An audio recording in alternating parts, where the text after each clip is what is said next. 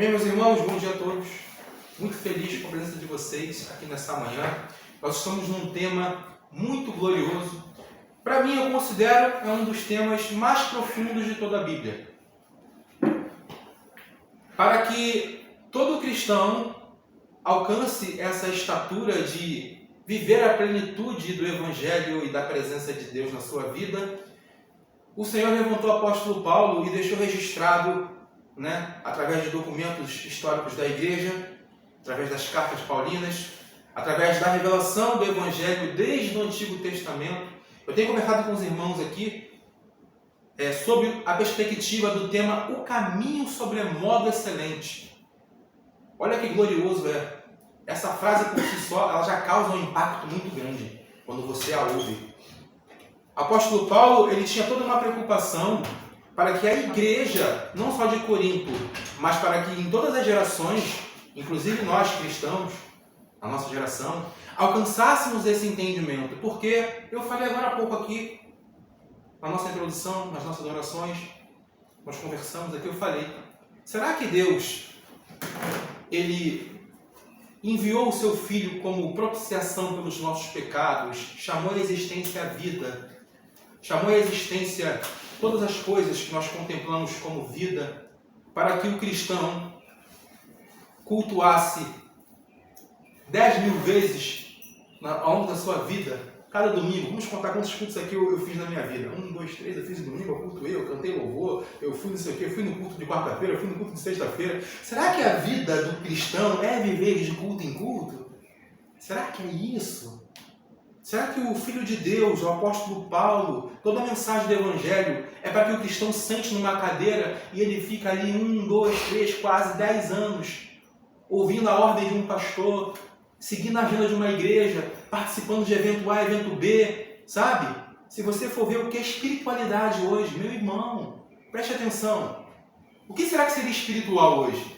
Uma pessoa se associar a uma agremiação evangélica, com uma placa, uma denominação, ele sentar ali, olha, eu participo da ceia, eu canto louvores, eu dou meu dízimo, eu dou as minhas ofertas. Será que é uma agenda de cumprir regras e cumprir coisas? Não é. Existe um caminho sobremodo excelente para nós conhecermos. Existe uma estatura de varão perfeito, que está descrito na Bíblia. O escritor de Hebreus, ele fala, deixemos-nos levar para o que é perfeito. Olha isso. Existe uma trajetória, existe um caminho, existe um curso que está registrado na Bíblia, que não tem nada a ver com o movimento atual evangélico. Eu posso te provar isso. E você que tem a mente esclarecida, você que é um homem lúcido, você que é uma pessoa que tem o esclarecimento do Espírito Santo, sabe que o movimento hoje no Brasil e no mundo, que se diz evangélico, ele não representa a essência do Evangelho da igreja primitiva, dos primeiros. Não representa. Lógico, existe obras, existe socorro, existe uma igreja, Marte, existe pessoas, homens e mulheres, que vão para o campo, que renunciam sua própria vida, que deixam as suas posses, que deixam, às vezes, o seu sonho, uma carreira, para seguir no seu país e ir se lançar numa nação que não conhece. Existe. Deus é o Deus de toda a terra, Vitor. A terra está cheia da sua glória. Por quê, irmão? Porque o cristão fica louvando dia e noite? Será que é isso, Carol? Será que a terra está cheia da sua glória porque tem muito culto sendo feito a Deus? E Deus precisa de muito culto sendo feito? Deus precisa que você tenha um melhor som, que você tenha um ministério de louvor maravilhoso, com vozes divididas, com tudo organizado, louvando a Deus, porque isso agrada a Deus? Irmãos, vamos pensar na nossa vida cristã. Vamos pensar no que é a obra de Deus. Eu preciso que você raciocine junto comigo para a gente poder colocar aqui, hoje, numa balança, o que é caminho sobremodo excelente e o que é tradição evangélica. O que é ser um religioso, um cristão que fez uma catequese evangélica, separado de um cristão que entendeu o que é entregar tudo na presença de Deus. Irmão, uma pessoa que renuncia a sua vida, a sua casa, sua família, seus filhos e se lança para ser uma oferta de amor, porque vocês sabem, um dos significados do amor é demonstração. Porque Deus amou o mundo de tal maneira que deu o seu Filho, Ele demonstrou, Ele expressou esse amor. A essência do cristão é ele alcançar essa edificação plena em Cristo Jesus. É ele primeiramente entender essa mensagem e depois ele invocar o Senhor pedindo graça para poder viver ela. Aqui está. Eu tenho vivido esse dilema. A minha vida, eu cheguei num patamar na minha vida, numa fase na minha vida, na minha espiritualidade cristã, que eu entendi que eu preciso todos os dias pedir graça para Deus, para eu viver essa posição dos santos, de ser também uma oferta agradável ao Senhor. Nós falamos nos últimos cultos, a justiça manifesta em amor, o vínculo perfeito em amor, e hoje nós estamos fazendo o tema o amor tudo suporta. Engraçado que essa madrugada eu experimentei um pouco disso. Meu filho acordou de madrugada, já não dormi muito bem, minha esposa deu meu filho, né, para eu poder ficar com ele. Às 10 da noite, ele foi dormir meia-noite no meu colo. E briga com o sono. Até brinco, né, igual jacazinho, né? Brigando com o anjo, né? Ele foi dormir meia-noite. Daqui a pouco ele fica naquela de acordar. E acordou 4 horas da manhã. Eu com muito sono, cansado, querendo dormir. E para poupar ela, para ela poder descansar, para ela poder, né, fazer leite, descansar, porque ela já fica o dia todo com o menino. É isso. É um pequeno detalhe. Eu entendi ali, tá vendo? Amor é renúncia. Às vezes é algo que eu precisava estar dormindo, eu precisava estar descansando, mas por amor à minha esposa, por amor à minha família, meu filho, eu vou renunciar, eu vou deixar de dormir para eu ficar com o meu filho. Sabe? O amor tudo suporta. O amor suporta cansaço. O amor suporta traição. O amor suporta, muitas vezes, uma fase no casamento que nós passamos turbulenta, traumática. O amor suporta até mesmo um filho que você cria no caminho do Senhor, muitas vezes mais à frente ele se afasta e você continua amando aquele filho. O amor tudo suporta, até mesmo quando um filho seu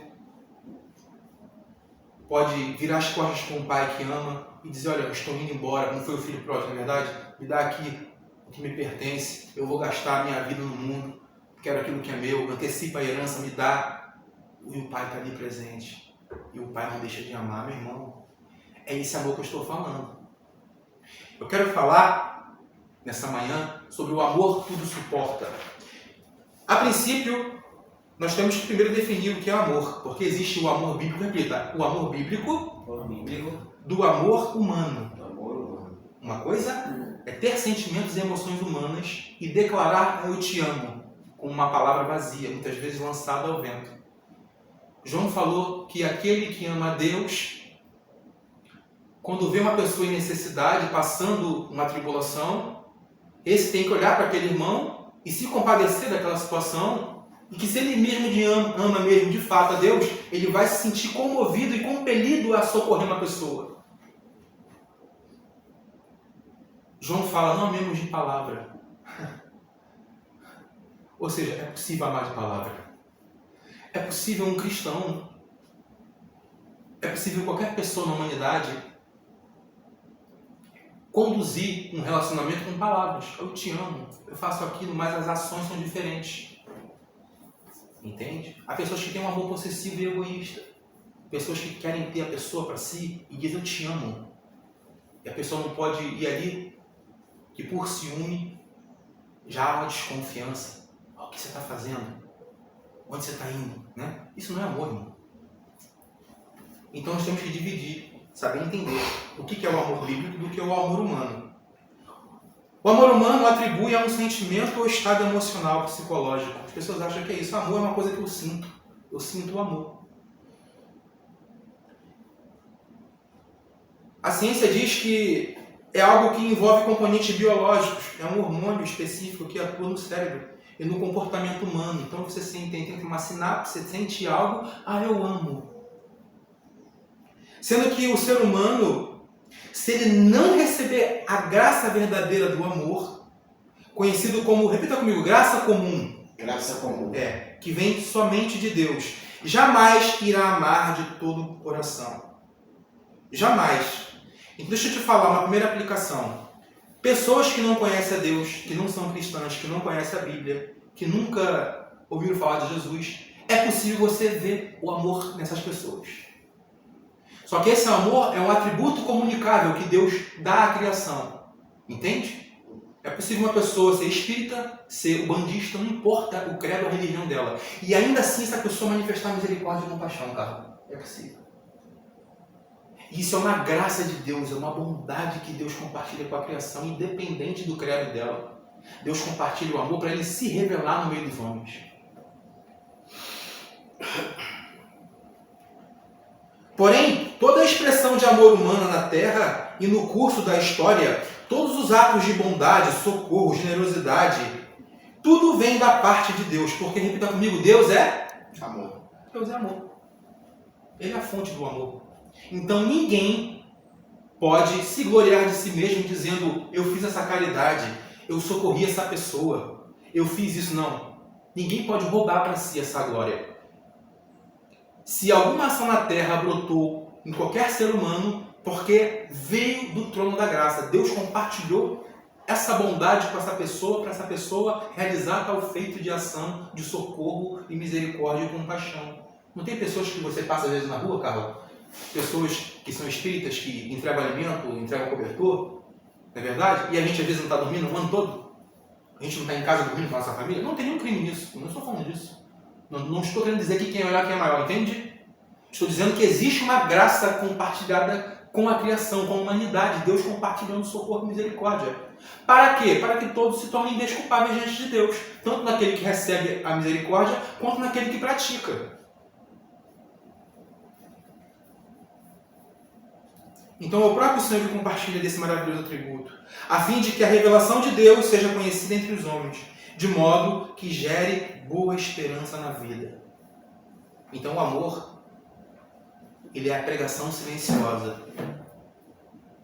O amor é a pregação que Deus compartilha com a criação, sem ao menos uma pessoa ter ouvido um versículo sequer na vida, Márcio. Você consegue entender? Sim. Nunca ouviu um versículo na vida, mas já manifestou ações de amor. Amém. Isso é fruto da sua bondade. O amor humano, meu irmão, o amor humano ele é carnal. O amor humano ele é egoísta. O amor humano ele busca o seu próprio proveito.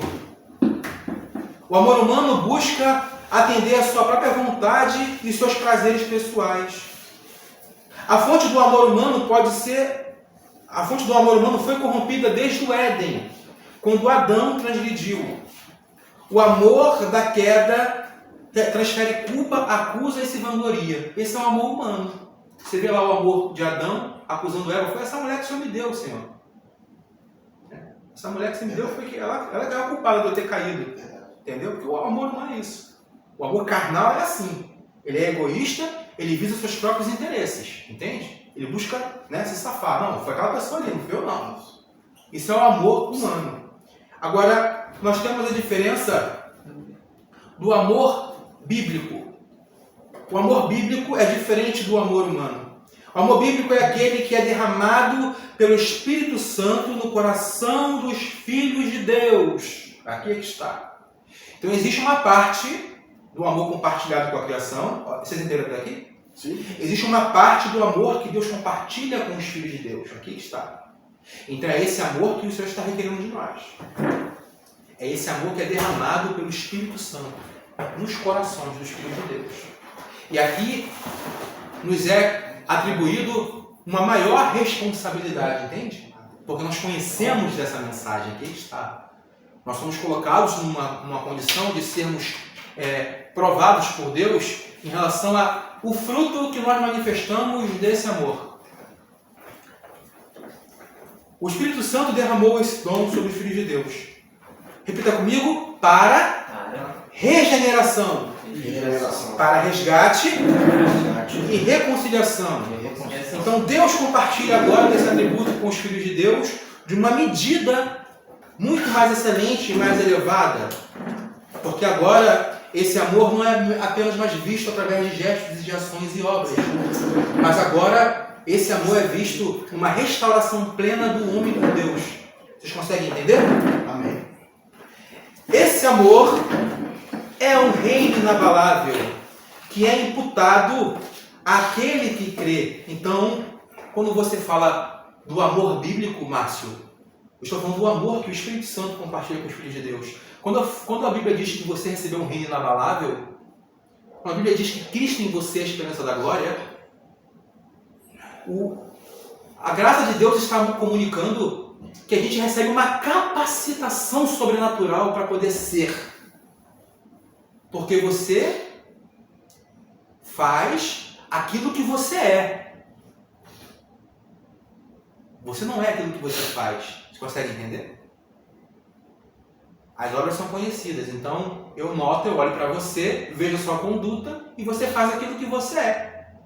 Se uma pessoa no meio da congregação se comporta com mentira, sendo leviano com o seu próximo, sendo usurpador, muitas vezes, da glória de Deus, se um cristão no meio da congregação se coloca numa posição mais elevada e maior que os outros porque conhece Bíblia, porque estudou num seminário teológico, é conhecido. A gente conhece as pessoas. Eu posso conhecer um líder arrogante. Eu posso conhecer um líder que é falso, humilde. Que para a congregação fala manso, bonito, mas quando você acaba o culto, ele não aceita que faça nada se não passar pelo conselho da vontade dele. É possível anotar todas as pessoas. Eu venho trabalhando nisso, esse conceito com vocês. Eu venho falando sobre isso. Porque, repita comigo, Deus assim os manifestou. Porque o coração do homem é manifesto. Você reflete e eu reflito aquilo que eu carrego como essência de vida. Então, se espelha. Se ilumina, vem para fora. Então, o que eu estou dizendo é que esse reino inabalável, esse reino de amor, ele é imputado àquele que crê, independente da sua vontade. Então, você aqui, meu irmão, você não consegue de si mesmo gerar essa estatura de amor. Um missionário que foi enviado essa semana pelo Portas Abertas para o Campo para poder ajudar a igreja perseguida, ele não foi porque ele quis ir pelo livre-arbítrio dele, pela vontade dele, não. Houve uma operação do Espírito Santo de Deus que vem e corta o coração daquela pessoa e faz ela amar com o amor de Cristo, entende, Márcio? Essa pessoa ela é levada para o caminho sobre a moda excelente. Porque o caminho sobre a moda excelente é quando você renuncia o seu próprio eu, toma a sua cruz e segue a Cristo. Por isso que eu converso com vocês. Há uma diferença entre o cristão justificado e o justo diante de Deus. Eu falo muito isso com vocês. Essa semana eu compartilhei um vídeo com o Márcio. Estava vendo um pregador que na internet estava falando lá, não vou falar o nome dele. Não, porque eu estudei isso, eu estudei o grego, eu sei hebraico, ele sabe tudo sobre a Bíblia. Fala sobre escatologia, fala tudo com propriedade. Não, porque Cristo, não sei o que lá. E ele reservou para mim um trono naquele grande dia. Olha aí, viu? Pegou no orgulho, pegou. Tem que vir para fora. O ego vem para fora, irmão. Aquilo que você necessita vem para fora. E olha só, a confissão é pelos lábios, tá? Você é pego pelo aquilo que você fala. Opa!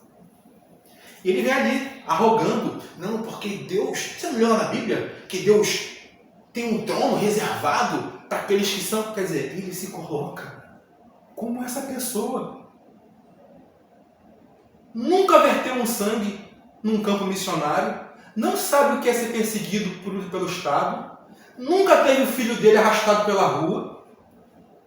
Não sabe o que é pregar nas ruas da Síria, debaixo do pó, debaixo da fome. Não sabe isso. E ele diz que ele está lá naquele trono. Olha como é que é o homem surta, irmão. Esse não é o amor verdadeiro. O amor que fala da boca para fora, do qual eu falei aqui em João. A estatura de varão perfeito, o caminho sobre a moda excelente. Você atingir uma estatura de perfeição em Cristo é quando você renuncia tudo por amor a Cristo. Dos que estão aqui hoje, nessa manhã, a começar por mim. Jefferson, será que você tem condição de assumir uma posição dessa nos santos? Eu não sei te dizer. Eu em mim, certamente não tenho. Agora, o que Deus pode fazer na vida de cada um aqui, para que de fato a gente seja uma oferta entregue como oferta agradável ao Senhor, assim o Senhor, se Ele determinar, assim será. Entende? Mas nós estamos muito felizes por tudo que Deus fez. Pela congregação, pela família que nós temos, pelo trabalho que Ele nos deu, com muita dignidade. Nós tributamos toda a honra e louvor a Ele. Mas, de fato, esse entendimento está chegando a gente. Por quê? o nosso ministério, a gente recebeu uma mensagem da parte de Deus, que é contra o evangelho cultural. É contra a cultura que está sendo anunciada. Eu falei com o Márcio essa semana. O Márcio estava passando uma pregação de um pregador aqui da ilha. O cara, porque essa semana, deixa eu ver quem vai pegar aqui. Você que está aqui, hein? Ei, Deus vai te surpreender.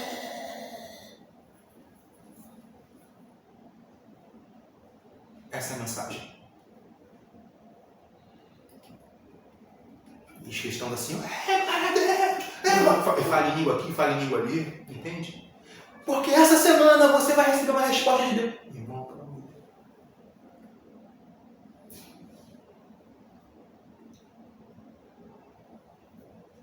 O verdadeiro amor é fruto do Espírito e está relacionado, repita comigo, à maturidade. Aqui está. Podemos perceber um cristão maduro por aquilo que de Cristo está formado nele em relação ao que ele entrega em amor, em serviço, adoração, humildade e comunhão, na sua família e na casa de Deus. É como ele se porta. Eu vejo a maturidade aqui.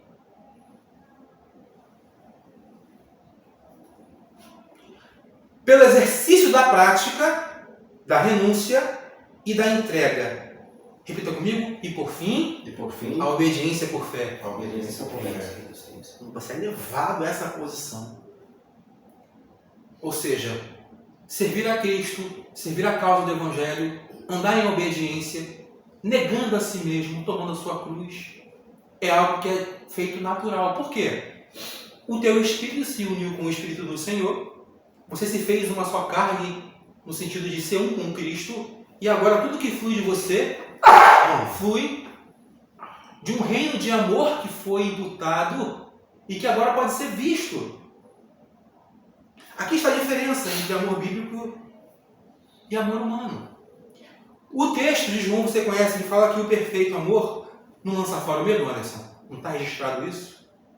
Então, quando um cristão alcança o amor perfeito, o que acontece, meu irmão? O que é colocado de lado? O medo. Quando o amor perfeito é gerado no coração do cristão, esse vai gerar uma ausência de dúvida, desconfiança e incredulidade. Então esse cristão, ele vive uma vida de satisfação, de contentamento. Ele não é um cristão mais que vive uma vida de faltas, entende? Ele não necessita mais de coisas para ser feliz. Eu preciso comprar coisas. Eu preciso ter aquela coisa. Enquanto eu não tiver aquele carro, eu não sou feliz. Enquanto eu não tiver... Entende? Quando esse amor ele já está formado no coração desse crente, as coisas desse mundo não têm mais valor. Coisas materiais, apegos, dinheiro, conta bancária, isso vai morrendo. Acabou a incredulidade, acabou a desconfiança, não duvida mais da promessa de Deus.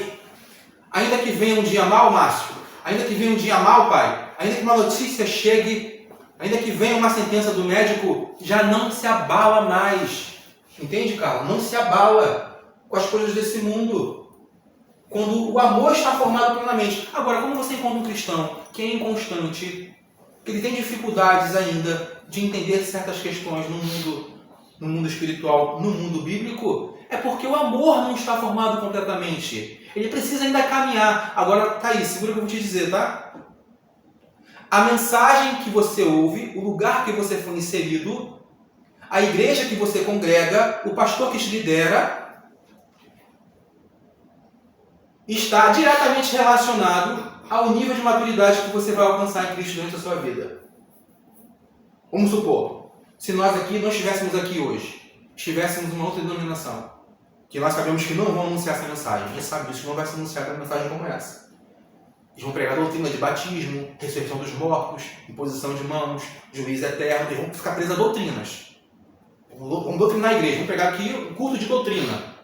Então você vai passar a vida inteira ouvindo isso. E esse amor, essa maturidade, esse Cristo ser formado em vós, ele não vai chegar. Você vai ter uma experiência religiosa durante a sua vida. Congregou 30 anos, congregou 50 anos, entende? Aí você vai pegar a estrutura da fé da pessoa. A vida foi construída sobre fundamentos de areia. Quando vem o dia mau, tudo estremece.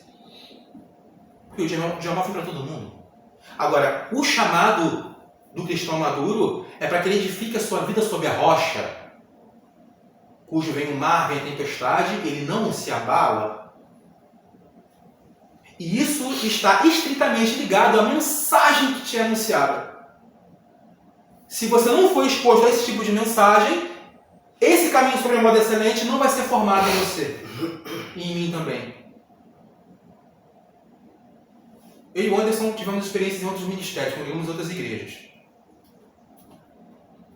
Tá?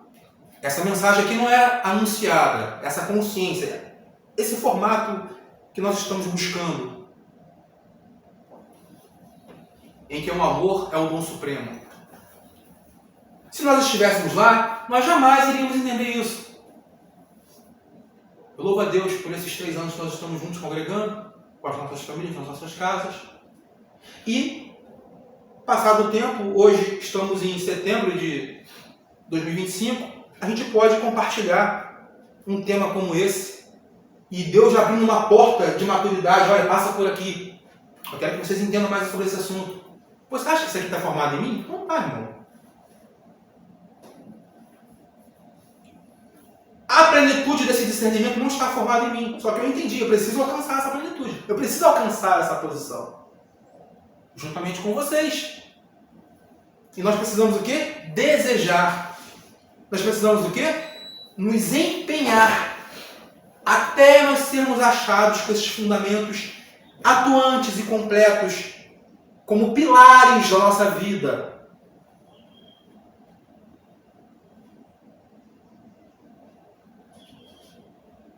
O perfeito amor, fale comigo, gera alegria. Gera alegria. Contentamento. E plena satisfação, em tudo que se tem. Eliminando completamente qualquer tipo de carência ou dependência emocional humana. Acabou. Nós que estamos aqui, eu conheço a trajetória de vocês todos, né? Em dado momento, alguns anos atrás, alguns de nós aqui já desesperamos da vida. Alguns de nós que estamos aqui já pensamos em desistir. Alguns de nós aqui, em situações que nós vivenciávamos, na nossa família, na nossa congregação, nas experiências da vida, no nosso trabalho, nos abatia, nos prostrava. A gente ficava semanas sem entender o que está acontecendo, chorávamos, ficávamos muitos de nós aqui depressivos. Não sei se algum de nós aqui precisou de tomar remédio para poder se recuperar de um estado de humilhação no corpo de carne. Mas passou. Veio um tempo novo. Veio um novo florescer da parte de Deus. Veio uma nova estação do Senhor. O amor foi sendo derramado. A palavra foi sendo ministrada. A gente foi ganhando estrutura. Fomos nos fortalecendo. E hoje nós somos esses. Em nome de Jesus. Que nós não temos carência nem dependência alguma de nada dessa vida. Hoje a gente caminha pela fé, com uma forte convicção do nosso chamado.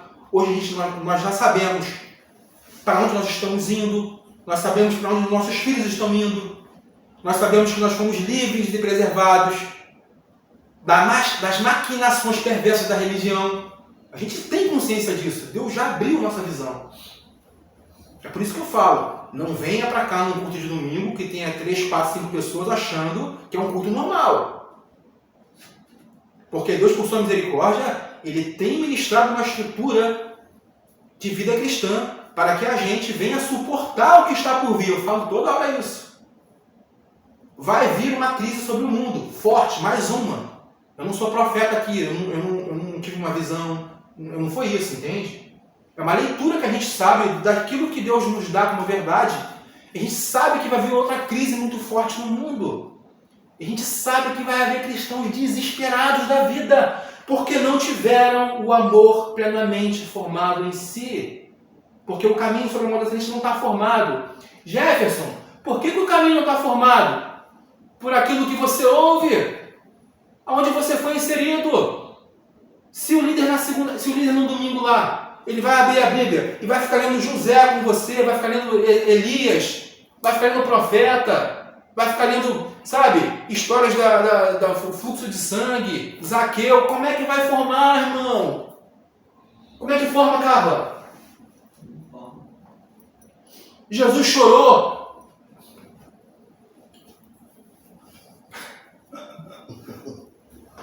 Vou montar a pregação aqui hoje. Jesus chorou. Vou mostrar aqui o lado de Jesus emotivo. Como ele se compadece do ser humano. Ele chora, porque Lázaro é seu amigo. Não vai formar. Não. Ou a gente é formado no fogo, ou a gente é formado, sabe, naquilo que está aqui registrado como vida, sabe, como renúncia, como amor perfeito. Ou então, quando vê o dia mal, todo mundo aqui cai. Ninguém suporta. A primeira crise que der, acabou o ministério, aperta a mão aqui, valeu, faz um culto na minha casa, cada um por si. Não suporta. Paulo, ele orou. Paulo orou. Eu até vou pular aqui uma mensagem, porque eu entrei num tema que eu preciso pular. Paulo orou para que a igreja entendesse essa unidade de propósito, para que os cristãos fossem unidos no mesmo propósito, de mesma mente, com o mesmo parecer, sendo fortalecidos pelo vínculo do Espírito. Ele orava assim. E também faça essa oração. Olha aqui Paulo orando pela igreja de Filipenses. Que o vosso amor, é amor, tá? Não é doutrina não, tá bom? É que o vosso amor aumente. Ele não está falando aqui que aumente os vossos cultos, não. Que os cultos de vocês façam de segunda a segunda. Que vocês falem muita língua. Sabe? Que vocês leiam, né? Toda a história de José do Antigo Testamento, como é que ele foi governador, que ele passou, olha a vida de José. Entendeu? Não, é o que o vosso amor, é que esse entendimento que nós estamos anunciando, ele cresça e aumente. Mais e mais, em pleno conhecimento aqui, é conhecer a mensagem, Carla. É entender o que está sendo pregado. É pleno conhecimento, é o conhecimento completo. É você buscar entender o que está sendo dito. E toda a percepção, para aprovardes as coisas excelentes e serem sinceros e inculpáveis para o dia de Cristo. Qual é o tipo de mensagem que forma esse cristão? Essa pergunta você tem que levar daqui. Liga lá no YouTube, bota nas igrejas da igreja do governador e vai ouvir o culto que eles vão pregar esse domingo agora à noite. Vai lá ver, você vai entender o que eu estou falando. Será que vai formar um cristão sincero e inculpável para o dia de Cristo? Ou vai formar um cristão que se relaciona com a igreja ali por outros interesses? Afinal de contas, essa igreja que eu estou congregando tem um desconto aqui para poder ir para Israel e conhecer lá Israel, para dar uma passagem aérea, que é legal congregar aqui, porque aqui é confortável. Entendeu? Então, aqui diz o texto que ele orou, Paulo orou, para que a igreja entendesse isso. E essa oração, que ela venha sobre nós também. Que essa oração de Paulo nos alcance, desde quando ele fez essa intercessão em favor da igreja, também esteja sobre nós, cheios do fruto de justiça, o qual é mediante Jesus Cristo, para a glória e louvor de Deus. Então, para a gente alcançar essa medida, Carla, o que tem que acontecer? O nosso amor aumentar. Não é, Márcio? Em toda percepção. Não é, Vitor? Para que a gente venha aprovar. Aprovar é ter critério. Aprovar é ter critério, Márcio. É você sentar no lugar e discernir com o critério do amor de Deus. E isso aqui que é anunciado tem a ver com o caminho de Cristo Jesus? Ou é uma mensagem religiosa de fermento? Entende? Somente o amor de Deus que te leva a essa posição para você aprovar as coisas excelentes. Você aprender a saber chamar o mal de mal. Aprender a identificar um líder corrupto.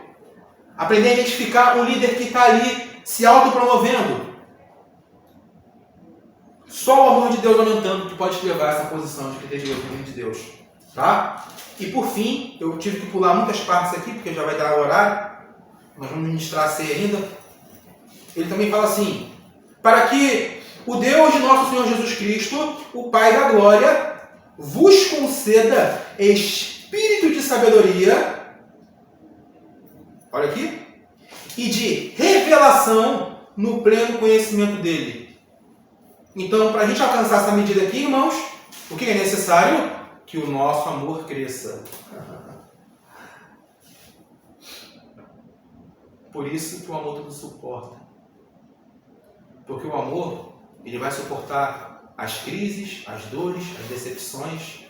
O amor vai suportar até mesmo uma fase ruim que a gente venha passar com a nossa família, com a nossa esposa, com os nossos filhos, não importa o que aconteça. Se a gente for levado para uma situação dessa, o amor em nós crescendo uns com os outros e uns pelos outros, porque o Senhor disse que o mundo vai conhecer a mensagem de Cristo porque os discípulos dele se amam. Não é porque tem muitos cultos durante a semana.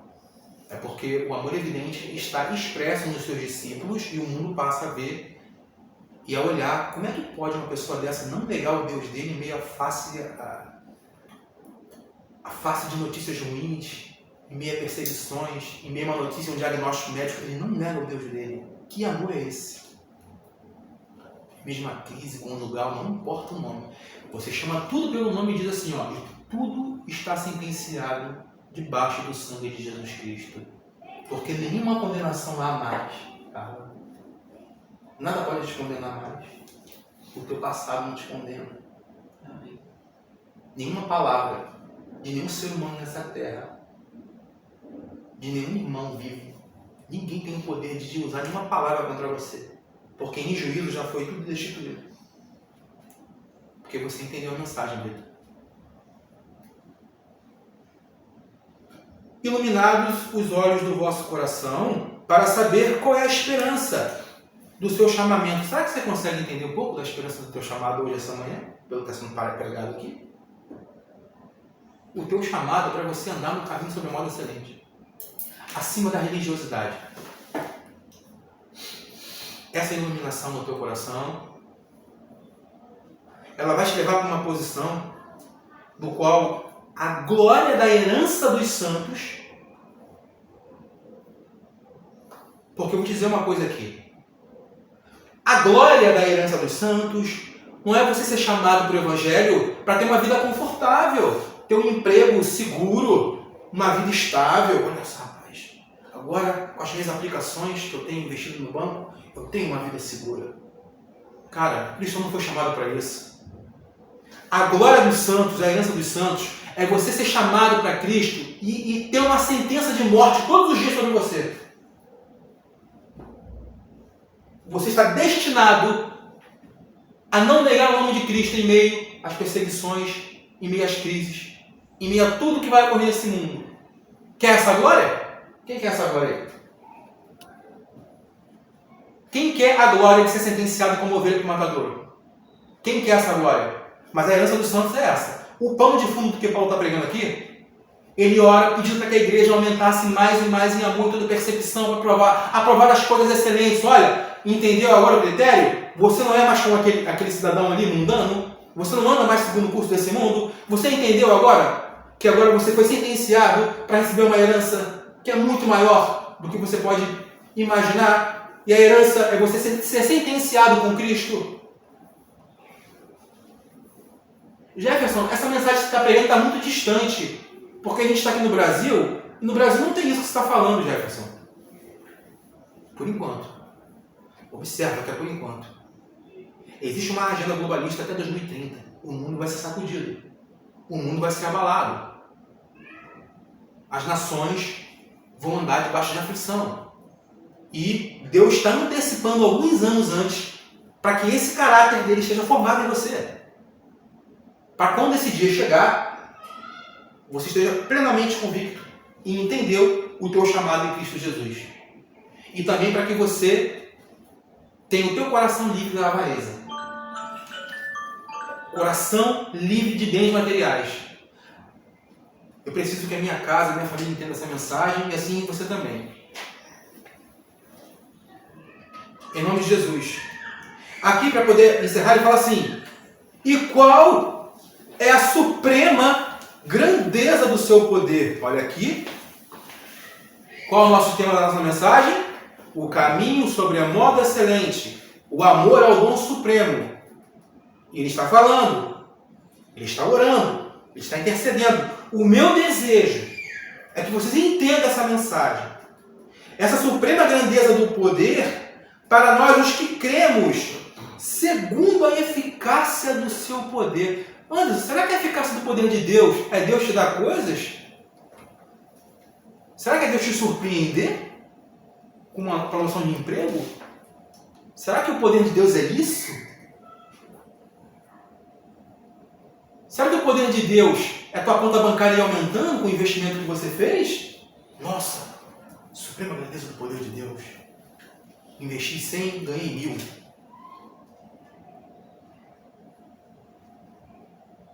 O que nós ouvimos nessa manhã aqui? O culto começou como? Qual foi o comentário? Vocês lembram? Vocês viram, irmãos? Ontem teve um evento aqui no Maracanãzinho.